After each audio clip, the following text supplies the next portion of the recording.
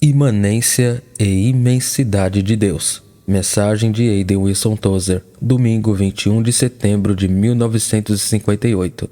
Mensagem número 2 da série Atributos de Deus, baseado em Colossenses 3, versículos 1 a 3. Esta noite darei a segunda de uma série que chamei de Uma Viagem ao Coração de Deus. Quero falar sobre Deus nestas noites. Quero primeiro ler 1 ou 2 textos. Pois quem quiser salvar a sua vida, perdê-la-á, e quem perder a sua vida por minha causa, achá-la-á. Pois que aproveitará o homem ganhar o mundo inteiro e perder a sua alma. Depois, ao texto que escolhi para o meu texto de todas as noites, sua vida está escondida com Cristo em Deus. E então este em Filipenses, sim, sem dúvida considero todas as coisas como perda pela excelência do conhecimento de Jesus Cristo, meu Senhor, por quem sofri a perda de todas as coisas e as considero apenas como esterco para que eu possa ganhar a Cristo. Oremos. Pai, somos indignos. Somos indignos de ter esses pensamentos e nossos amigos são indignos de ouvi-los expressos. Mas, embora não sejamos dignos, tentaremos fazer isso de maneira digna. Ouvir e falar dignamente, embora saibamos que olhamos para coisas ruins, ouvimos com nossos ouvidos palavras más e andamos em maus caminhos. Mas agora, confiamos que isso ficou para trás e nossos olhos estão em Ti. Mostra-te a nós, ó Deus. Cantamos sobre Ti, o pastor, a doce maravilha de Jesus. E pedimos-te agora que esta noite possamos novamente ter uma visão do Deus triuno através de Jesus Cristo, nosso Senhor. Amém. Agora, a fé é de 2 tipos, nominal e real. A fé nominal é a fé que aceita o que é dito e pode citar texto após texto para provar isso. Essa é a fé nominal. E é incrível como a fé nominal, a crença nominal, pode transformar esses textos em vestimentas, mantos e cortinas para a igreja. E então há outro tipo de fé. É a fé que depende do caráter de Deus. Você se lembra que a Escritura não diz: Abraão acreditou no texto e isso lhe foi imputado como justiça. Diz que Abraão creu em Deus. Não foi o que Abraão acreditou. Era em quem Abraão acreditava que contava. Abraão acreditou em Deus. E o homem de verdadeira fé crê em Deus e sua fé repousa no caráter de Deus. Agora, o homem que tem fé real em oposição à fé nominal encontrou uma resposta correta para a pergunta: como é Deus? Não há pergunta mais importante, nenhuma até que seja respondida: como é Deus? E o homem de verdadeira fé encontrou uma resposta para essa pergunta, e isto é por revelação e iluminação. Veja, eu teria que dizer novamente o que tenho dito tantas vezes, talvez ao ponto da monotonia, que a dificuldade com a igreja agora é, mesmo a igreja que crê na Bíblia, que paremos com a revelação.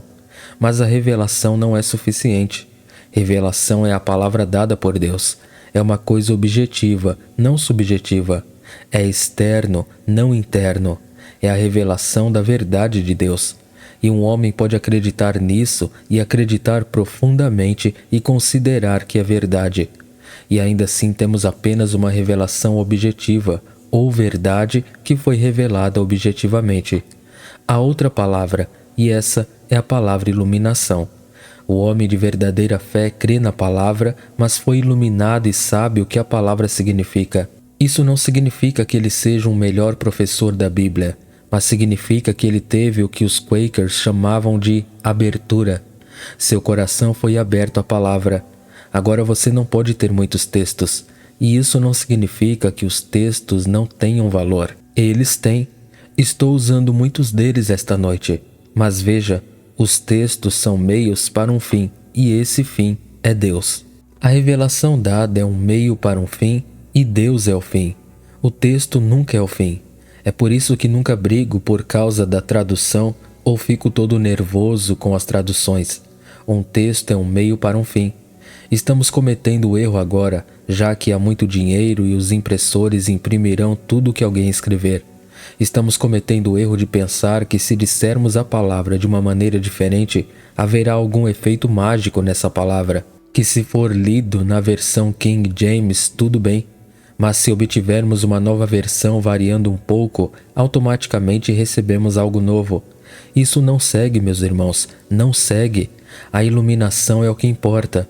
E a palavra de Deus é um meio para atingir um fim, assim como as estradas são um meio para chegar aos nossos destinos. Uma estrada não é nada em si. Ninguém jamais construiu uma estrada e a cercou nas duas extremidades e plantou ramalhetes ao longo dela e a embelezou e disse que isto é uma estrada. Eles disseram que este é um caminho, um meio para chegar a algum lugar. E assim, a Bíblia é toda uma série de estradas, tudo levando em direção a Deus.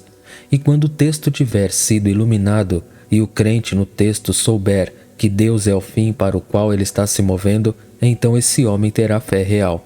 Agora, eu lhe disse que estas noites pretendia usar uma citação ocasional de um livro antigo. Nunca vi senão uma cópia dele em minha vida. Eu não saberia onde ir para consegui-lo agora. Uma vez foi um livro muito famoso, mas caiu em desuso e ninguém sabe muito sobre ele. Eu citei isso no passado. Preguei um sermão até que ele se tornou tão conhecido que parei de pregá-lo, sobre as 3 feridas de um amigo. E falei brevemente na semana passada sobre este livrinho. Chama-se A Revelação do Amor Divino, escrita por uma mulher chamada Julian há 600 anos. Agora, um dia ela disse enquanto orava, ela teve uma pequena experiência e aqui está o que foi. Ela disse que viu um objeto muito pequeno do tamanho de uma avelã. Agora, quando eu era menino na fazenda, tínhamos avelãs e, como as conhecíamos, eram mais ou menos do tamanho de uma grande bola de gude, não maior que isso. Não é tão grande quanto as bolas de gude maiores, mas apenas o tamanho dirá de uma mib, acho que chamam assim, uma bola de gude de bom tamanho. Você pode ter visto alguns maiores, mas estes eram de crescimento selvagem e são aqueles que me lembro deles. E ela disse que ela viu este pequeno objeto, e ela disse, o que pode ser isso? E algo em seu coração dizia que isso é tudo que é feito. Isto é tudo que é feito. Este pequeno, minúsculo, tamanho avelã é tudo que é feito. Agora, quero que você pense sobre isso comigo, tudo que é feito. Anos atrás, lembro-me de ter lido o grande filósofo, místico e matemático francês Pascal, sentado na encosta de uma colina na floresta da Virgínia Ocidental, lendo os pensamentos de Pascal. Agora, eu lembro que ele disse isso. Ele disse, estamos a meio caminho entre a imensidão e aquilo que é infinitesimalmente pequeno. E ele disse, você encontrará mundos além dos mundos. Nosso sistema solar se move em torno de outro sistema solar. E esse sistema solar com o nosso sistema solar se move em torno de outro sistema solar. E esse sistema solar com o nosso e assim por diante, infinitamente em tamanho e vastidão. Então ele disse, se você virar para o outro lado, você encontrará pequenos mundos dentro de pequenos mundos descendo cada vez mais até a molécula, o átomo e o elétron e o próton e assim por diante, descendo cada vez mais, descendo até uma pequenez infinita. Agora ele disse, acredito que o homem, feito à imagem de Deus, está exatamente a meio caminho entre aquilo que é infinitamente grande e aquilo que é infinitamente pequeno. Agora não há como provar isso, mas esse é um lugar assustador para estar, irmão. Você sabe, pensamos que o Sol é muito grande com seus planetas circulando ao seu redor. Mas se você estudar astronomia, mesmo astronomia elementar, aprenderá que existem corpos celestes tão grandes, sóis tão grandes, que poderiam levar o nosso Sol e todos os seus planetas e todos os satélites que giram em torno desses planetas e poderia jogá-los naquele Sol, naquele outro Sol e nunca perceber. Dizem que existem sóis onde poderíamos colocar milhões de nossos sóis. Eles são tão grandes. Desisto. Eu nem tento entender. Depois há espaço. É claro que mundos tão vastos precisam ter distância entre eles. Então, temos o que chamamos de espaço. Não acho que o espaço seja uma coisa. Acho que é apenas uma maneira que temos de explicar diferentes posições no vasto universo. Mas chamamos isso de distância. E você sabe, eles não medem isso. Oh, se for a Lua, dizem 250 mil milhas. Se for o Sol, Dizem que está a 150 milhões de quilômetros, mas depois disso começam a falar em anos-luz. Você sabe o que é um ano-luz? Bem, um ano-luz é o tempo que a luz leva para viajar durante um ano. E a luz avança a incrível velocidade de 300 mil quilômetros por segundo. Ou seja, a cada minuto, a luz viaja 11 milhões de milhas. E a cada hora ela percorre 669 milhões de milhas. E todos os dias ela viaja mais de 16 bilhões de milhas. Então eles me disseram que essa é a distância que a luz viaja em um ano. E há corpos tão distantes que, para nos dizer a que distância estão, não consegue medi-los em quilômetros. Eles os fizeram em anos-luz. Dizem que está tão longe quanto a luz levaria tantos anos viajando a 300 mil quilômetros por segundo. Você sabe que é uma velocidade bastante grande. E dizem que existem corpos que estão a milhões de anos-luz de distância, digamos 10 milhões só para começar. Então, se você quiser saber a que distância está da Terra até aquele corpo de que estou falando, multiplique 5 trilhões por 10 milhões e estará se aproximando de algum lugar onde estamos mais distantes. Isso não te surpreende? Isso faz minha cabeça doer. Não há muito o que doer. E quando você chegar tão longe, irmão, você irá. Agora, visto de frente, você e eu somos terrivelmente pequenos. Agora não somos a menor coisa que existe. Não somos infinitamente pequenos, porque você começa a nos dissolver, a nos derreter e a chegar às moléculas e aos átomos e que os pedaços de matéria ou energia desencarnada que chamamos por vários nomes manufaturados, e você descobrirá que somos, de acordo com Pascal, metade do tamanho do universo, o que é uma ideia tremenda, eu diria. Agora, contra isso está Deus. Contra isso está Deus. E existe um atributo de Deus. Falei sobre o atributo de Deus na semana passada, chamado infinito. Quero falar agora sobre o atributo de Deus chamado iminência e imensidão. Você sabe, existe algo como a iminência de Deus, isto é um atributo de Deus, e é ensinado na teologia cristã que Deus é iminente.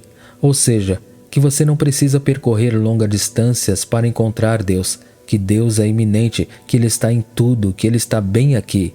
Eu tenho peguei emprestado uma pequena fórmula. Eu repeti isso muitas vezes até que alguns de vocês sabem de cor. Se não, você deveria. E quero repetir agora. Acho que fiz na semana passada. Deixe-me dar a você, é muito breve. É que Deus está acima de todas as coisas, e abaixo de todas as coisas, e fora de todas as coisas, e dentro de todas as coisas. Que Deus está acima, mas não é empurrado para cima, e está embaixo, mas não é pressionado. E Ele está do lado de fora, mas não está excluído. E Ele está dentro, mas não está confinado.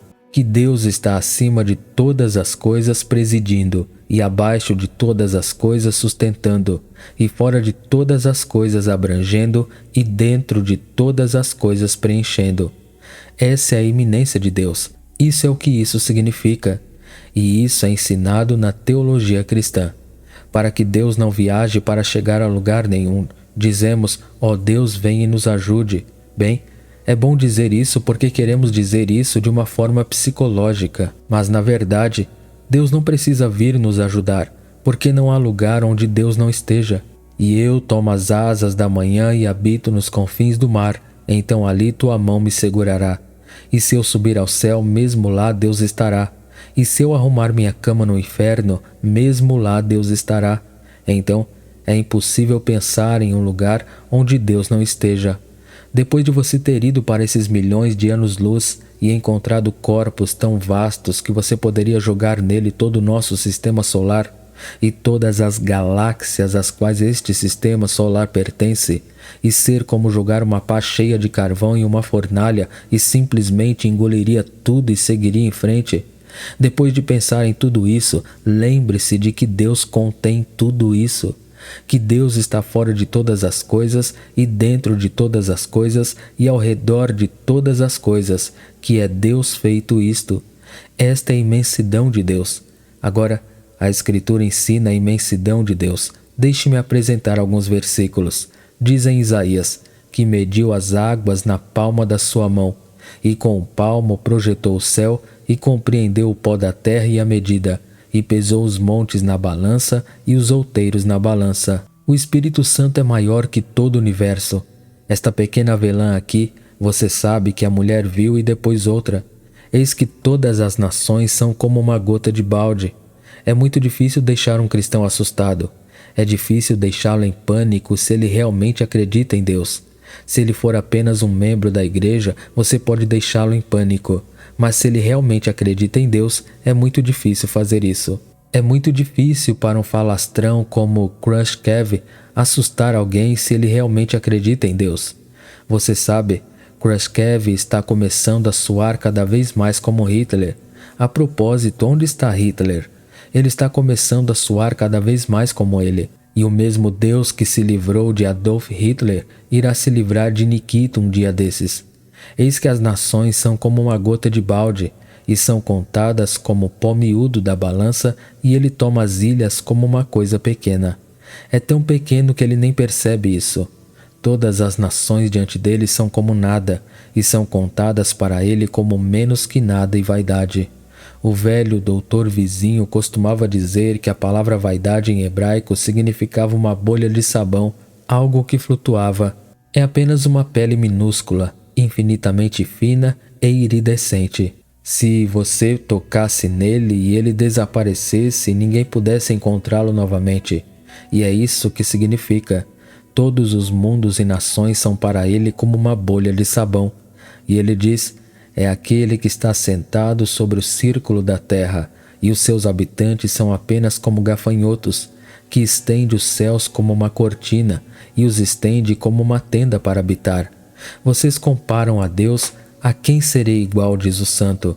Levantem seus olhos ao alto e vejam quem criou essas coisas que trazem seu exército em número. Ele chamou todos eles pelo nome, pela grandeza de seu poder ou força. Por isso ele é forte em poder e não falha. Ora, como salientei num outro conjunto de circunstâncias, ocorre provavelmente o voo de imaginação mais ousado alguma vez realizado pela mente humana. Acho que temos aqui em Isaías aquilo que é mais vasto e cada vez mais impressionante do que qualquer coisa já arrancada da mente de Shakespeare. Você se lembra do que Shakespeare disse? Que a cotovia pela manhã canta hinos na porta do céu.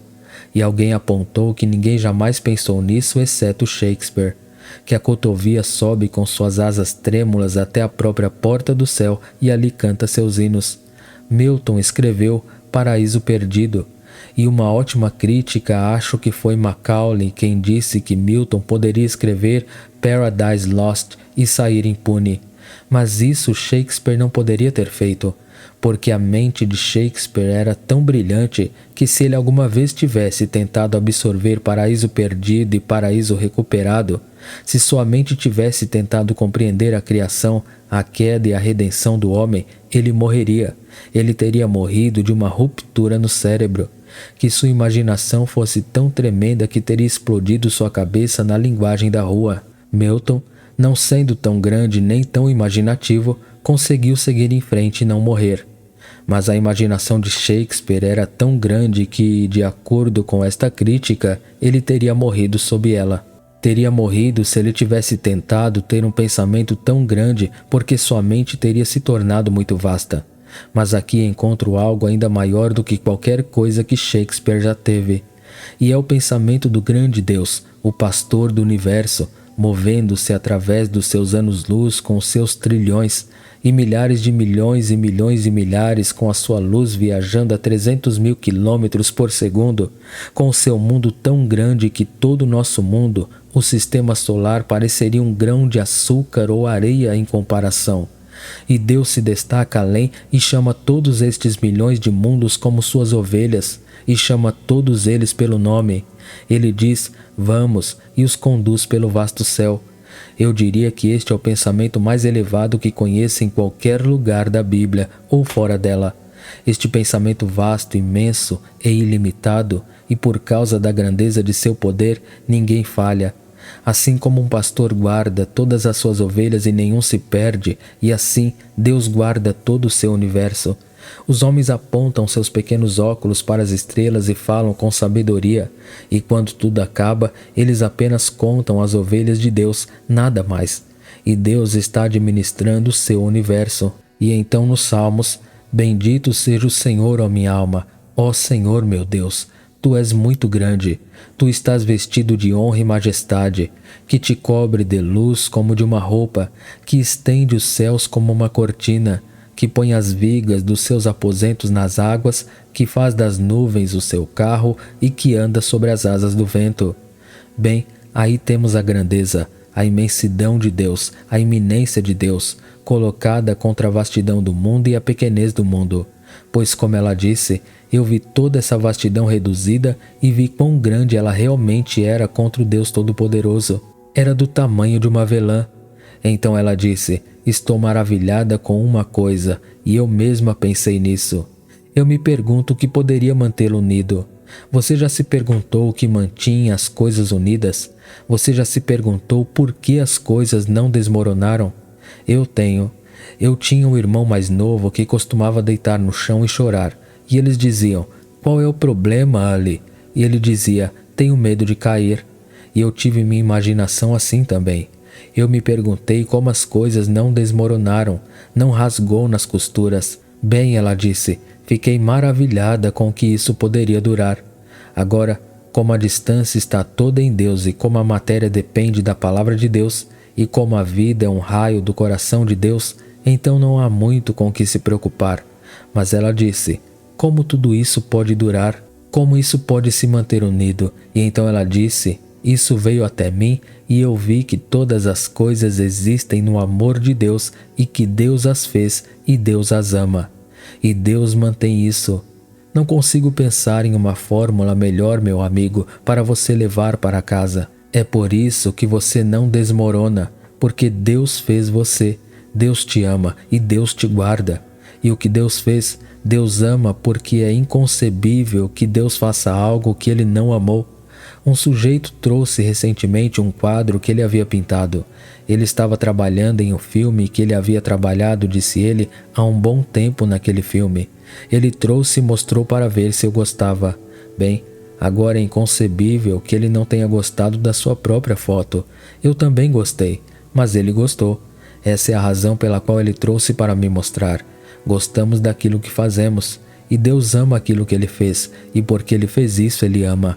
E porque ele o ama, ele o guarda e ninguém vai perder nada do que ama se puder evitar. Agora uma mãe pode perder o seu bebê por morte, mas não o fará se puder evitar. O homem pode perder sua propriedade, seu patrimônio, seu carro, seu emprego, mas não o fará se puder evitar. E assim Deus Todo-Poderoso está em posição de nunca perder nada porque é capaz de não perder. Ele mantém. Ele o guarda porque o ama, e o ama porque o fez, ou fez porque o amou. Não sei, mas ele guarda porque ele fez e amou, ou amou e fez. Certa vez ouvi um reitor episcopal pregar um sermão sobre a imortalidade. Ele apresentou um dos melhores argumentos a favor da imortalidade que já ouvi. Ele disse: a Bíblia diz que Abraão era amigo de Deus. Agora, disse o reitor, como é que ele disse que um homem deveria desistir de seu amigo? Ele disse: se um homem for seu amigo, você não o perderia se ele pudesse evitar. E se ele morresse, você o traria de volta se pudesse. Você manteria seu amigo se ele fosse seu amigo. Bem, Deus Todo-Poderoso é capaz de manter seu amigo. É por isso que sabemos que Abraão ressuscitará dentre os mortos, porque ele é amigo de Deus. E Deus não permitirá que seu amigo fique deitado e apodreça para sempre. Ele vai tirá-lo da sepultura novamente. E é por isso que acredito na imortalidade. Acredito que Deus nos criou e Deus ama o que fez e está guardando o que ama. Então todas as coisas estão em Deus. E quero que você pense em Deus, o Criador, Deus Pai Todo-Poderoso, Criador do céu e da terra. Quero que você pense em Deus, o amante. Deus amou o mundo de tal maneira que deu seu Filho unigênito. E quero que você pense em Deus, o guardião. E se você é um verdadeiro cristão, agora se você não é um verdadeiro cristão, isto não se aplica a você. Isto não se aplica a você se você não for um verdadeiro cristão. Se você não nasceu de novo e foi lavado no sangue do Cordeiro. Então, isso não se aplica a você e não adianta tentar fazer com que isso se aplique. Mas se você é um verdadeiro cristão, isso se aplica a você. E então, A pequena senhora teve outro pensamento e ela disse isto: se tudo isso é verdade e é tudo verdade, então por que não estamos todos com grande tranquilidade de coração e alma? Ela disse: por que os cristãos não são as pessoas mais felizes do mundo? Por que nós cristãos não somos as pessoas mais tranquilas de todo o mundo? Bem, vou lhe dizer por quê. Ela disse: porque procuramos descansar nas coisas que são tão pequenas. Essa avelã você vê, irmão, esta pequena avelã em que se condensa tudo o que procuramos encontrar o nosso prazer nessas pequenas coisas. Agora, quero despojá-lo um pouco esta noite e fazer uma ou duas perguntas. Pense um pouco comigo. O que é que te faz feliz? O que é que faz você se sentir bem? O que te anima, levanta o queixo e eleva sua moral? É o seu trabalho? É o fato de você ter roupas boas? Será que você é bem casado ou tem uma ótima posição? O que é que mantém você onde você está absorvendo sua alegria? Bem, esse é o nosso problema e é por isso que, embora saibamos que a imensidão de Deus é tão vasta, que vista contra Deus, tudo, até mesmo o espaço interestelar mais distante, é do tamanho de uma avelã. Não é nada, é um grão de areia. E ainda assim não somos um povo feliz, porque multiplicamos as coisas. Nós temos nossa mente voltada para as coisas. Multiplicamos coisas, aumentamos coisas, aperfeiçoamos coisas, embelezamos coisas e colocamos nossa confiança nas coisas e em Deus. Temos nosso trabalho e Deus, temos nosso marido e Deus, temos nosso corpo forte e Deus, temos nosso bom trabalho e Deus, temos nossa casa e Deus, temos a nossa ambição para o futuro e para Deus, e assim colocamos Deus como um sinal de mais depois de outra coisa. Agora, meus irmãos, todas as grandes almas do mundo, desde Davi e Paulo e Agostinho, e todos os demais até esta hora presente, todo escritor responsável que já foi iluminado pelas Escrituras pelo Espírito Santo disse a mesma coisa. E se ele veio de uma escola de pensamento cristão ou de outra, contanto que ele fosse ortodoxo, ele disse a mesma coisa. E principalmente se ele fosse espiritual, ele dizia a mesma coisa, que o nosso problema é que estamos colocando a nossa confiança nas coisas e não em Deus. E esta senhora disse: Deus me mostrou que todas as coisas que existem são apenas do tamanho de uma avelã. Por que então eu deveria colocar minha confiança em coisas tão pequenas que Deus tem que mantê-las unidas? Por que devo confiar nas coisas? Nós nos multiplicamos, eu digo, e aumentamos e ainda temos medo e estamos preocupados.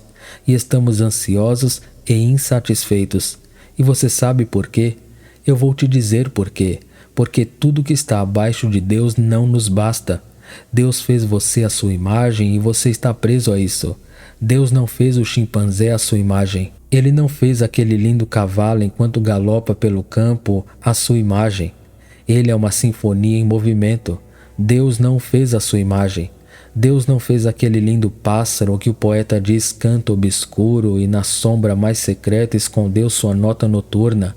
Deus o fez bonito, mas não fez a sua imagem. Então, Deus fez apenas você à sua imagem e você está preso a isso. Homem, homem pecador, homem perdido, homem cristão, você está preso a isso. Você foi feito à imagem de Deus e porque foi feito à imagem de Deus, nada menos que Deus irá satisfazê-lo. E mesmo se acontecer de você ser salvo como esse níquel na slot e escapar do inferno e levar para o céu a ideia moderna de evangelismo, que Jesus veio para que pudéssemos escapar do inferno e ir para o céu, aquela visão pobre e infantil do cristianismo, mesmo que você seja esse tipo de crente, lembre-se de uma coisa, meu irmão, que mesmo você descobrirá algum lugar ao longo dos anos, que você não estará satisfeito com as coisas, mas Deus. Você terá que ter Deus menos todas as coisas. Você terá que chegar a um lugar em sua vida. Mas você diz, você não tem coisas? Você tem um terno. O que diz aqui? Irmãos Richmond. Claro, eu tenho um terno. E eu tenho algumas canetas aqui que sou ridicularizado por carregar por aí. E eu tenho... o que mais eu tenho? Deus sabe que não tenho muito. Só muitos livros. Mas tenho livros, esposa, alguns filhos, netos e amigos. Eu tenho tudo isso. Mas, irmão, Tão certo quanto coloco minhas esperanças e meu conforto nas coisas e nas pessoas, perco algo do meu coração. Não ouse ser coisas e Deus. Não ouse ser pessoas e Deus. Deve ser Deus e nada mais. E então, seja o que for que Deus nos dê, nós mantemos o braço estendido e o valorizamos por causa de Jesus. E nós amamos isso por causa dele, mas não é necessário para a nossa felicidade. Se há algo necessário para a sua felicidade eterna além de Deus, você ainda não é o tipo de cristão que deveria ser, pois somente Deus é o resto. Gosto daquela velha expressão, muito como adjetivo, muito descanso. Somente Deus é o resto. Assim diz o livro de Hebreus. Quando Jesus, nosso Senhor, quis dizer algo que era verdade, tão verdadeiro que quis sublinhar, ele disse: em verdade eu vos digo. Em verdade isto eu digo. E só Deus é o verdadeiro descanso, o próprio descanso. E você vê, Deus tem grande prazer em ter uma alma indefesa vindo a Ele de forma simples, clara e íntima. Ele tem prazer em nos fazer ir até Ele. Você sabe, esse tipo de cristianismo não atrai grandes multidões. Ninguém quer isso, exceto alguns daqueles que têm o coração voltado para Deus e querem Deus mais do que qualquer outra coisa no mundo. Eles querem a experiência espiritual que advém do conhecimento de Deus por si mesmo, que eles poderiam ter tudo arrancado deles e ainda ter Deus. Esse tipo de pessoa ouve, mas não é muito numeroso em nenhuma localidade. Portanto, este tipo de pregação não atrai um grande número de pessoas. Mas vou lhe dizer o que isso faz. É provável que atrai os mais famintos, os mais sedentos e alguns dos melhores. E assim digo, Deus tem grande prazer em fazer com que pessoas indefesas venham a Ele de maneira simples, clara e íntima. Ele quer que venhamos sem toda aquela grande sobrecarga de teologia. Ele quer que venhamos tão simples e claramente como uma criança. E se o Espírito Santo nos tocar, nós iremos assim. Agora, meus irmãos, eu disse na semana passada que Deus tinha um entusiasmo ilimitado. Repito agora que Deus está infinitamente entusiasmado. Estou feliz que alguém esteja, porque não encontro muitos cristãos que o sejam. Ou se estiverem, não estão entusiasmados com as coisas que importam. Se eles vão fazer um filme, podem ficar muito entusiasmados com isso. Se eles vão fazer um cruzeiro ao luar, ficam todos preocupados com isso. Mas se você apenas disser, olhe, olhe, eis Deus, você não conseguirá ter muito entusiasmo hoje em dia. Então estou feliz que alguém esteja entusiasmado e, irmão, Deus está entusiasmado. Ele está entusiasmado por si mesmo nas pessoas da divindade. As pessoas da divindade estão infinitamente encantadas umas com as outras. O Pai está infinitamente encantado com o Filho, e o Filho está infinitamente encantado com as outras duas pessoas da divindade. Ele está encantado com toda a sua criação, repito, e especialmente com os homens feitos à sua imagem. Veja, a incredulidade vem e lança uma nuvem sobre nós e apaga a luz de Deus. E não acreditamos no que realmente está aqui, que Deus está encantado, infinitamente encantado conosco. E aqui está uma pequena oração que foi feita. Ó Deus, por tua bondade, dá-me a ti mesmo, pois tu és suficiente para mim, e não posso pedir nada que seja menor e encontrar qualquer honra completa para ti. Deus me dê a si mesmo. Você sabe o que é um avivamento, irmão? Nós fingimos que um avivamento é todo mundo correndo, caindo no pescoço de todo mundo e dizendo: perdoe-me por ter um pensamento ruim sobre você e eu, e me perdoe por aquele centavo que esqueci de devolver. Ou dizemos que um avivamento consiste em pessoas falando muito alto e barulhentos. Bem, tudo isso pode acontecer em um avivamento, mas deixe-me dizer-lhe, o único tipo de avivamento que estaria aqui quando os mundos estivessem em chamas é o tipo de avivamento que começa dizendo: ó Deus, dá-me a ti mesmo, pois nada menos do que tu farás. Por qualquer coisa menos do que Deus, qualquer coisa menos do que Deus, ela diz, o que eu quiser. Eu gosto desta pequena expressão. Ela disse: ó Deus, eu recebo toda essa avelã. Tudo, desde o próton até o corpo celeste mais distante e remoto, para cima e para baixo na escala. Todas as coisas belas da terra, do céu e do mar, e todos os diamantes das minas, e toda a madeira da floresta, e todo o encanto da paisagem, e todas as riquezas das cidades. Se eu tenho tudo e não tenho você, sempre me quis. Traduzido para o inglês moderno, ó Deus, não será suficiente, não será suficiente. Você sabe no fundo o que há de errado com todo mundo? Ninguém diria isso e a pessoa comum não acreditaria. E se ele me ouvisse citar essas 3 palavras, ele iria na minha cara e diria: o que você está fazendo ensinando Chaucer? Não, ensinando teologia. E estou simplesmente usando algumas frases antigas para deixá-lo claro de alguma nova maneira. Amigos, o problema do mundo é que todo mundo está dizendo e não sabe o que ele está dizendo. Sempre me quis. Você sabe, há um pequeno santuário dentro de você. Há um santuário tão longe que ninguém pode conhecer esse santuário exceto você. Há um penetralium, um santuário muito profundo no extremo leste do Éden. E está nessa sua grande alma, nessa alma que é maior que o universo estrelado. E há um santuário lá e um jardim e um trono. E não importa o que você consiga, haverá um grito daquele santuário sempre que eu quiser. Ó Deus, ainda estou com fome. Deus, ainda estou com fome. Quem são esses que cometem suicídio? Eles não são os pobres, eles são os ricos. Quem são eles que cometeram suicídio? Eles não são os sujeitos simples e conhecidos da rua. São atores de cinema, políticos e pessoas amplamente conhecidas. Dê aos homens tudo, como diz a canção. Tome o mundo, mas dê-me Jesus. E nós podemos ter todo o mundo e não ter Jesus, e ainda assim há um grito lá no fundo: tudo o que eu quiser. E você sabe que eu acho que esta seria a maior calamidade do mundo. A maior calamidade para uma alma humana, ser feita à imagem de Deus e ser feita com um espírito tão grande que pode conter o universo e clamar por mais, que é maior que os céus e o céu dos céus e está vazio de Deus, e passar pela eternidade para vir chorando tudo o que eu quiser. Ó Deus, para todo sempre, ó Deus, estou com fome e não consigo comer, estou com sede e não consigo beber. Mande Lázaro molhar o dedo na água e colocá-lo na minha língua, pois eu sofro essas chamas. E eu me pergunto se as chamas do inferno não são acesas nas profundezas do santuário onde a alma seca, rachada e ressecada dos homens clama: ó Deus, sempre me quis. Eu tive tudo, eu tive religião, eu tive posição, eu tive dinheiro, eu tive filhos, eu tive uma esposa ou marido, eu tive roupas e tive uma boa casa, já comi, mas meu Deus, isto é um pouco de avelã, não é nada. E meu coração chora, ó Deus, sinto falta daquilo que mais queria. Você conhece, amigos, realmente lá no fundo, esse é o problema. Esse é o problema da Rússia, esse é o problema em Washington, esse é o problema em todos os lugares. Sempre eles querem porque podem conseguir tudo. Você conhece a velha história de Alexandre que conquistou o mundo e chorou porque não havia mais mundo para conquistar.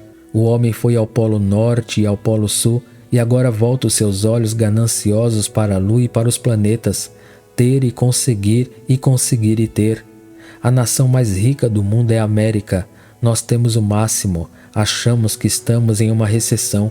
E ainda assim os carros estão ficando mais longos e maiores e parecendo mais jukeboxes do que nunca. E ainda há mais dinheiro e mais contas bancárias.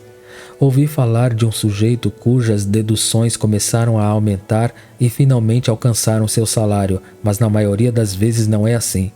Depois de terem tirado tudo que querem e em que conseguem pensar, o sujeito comum ainda tem mais dinheiro do que antes.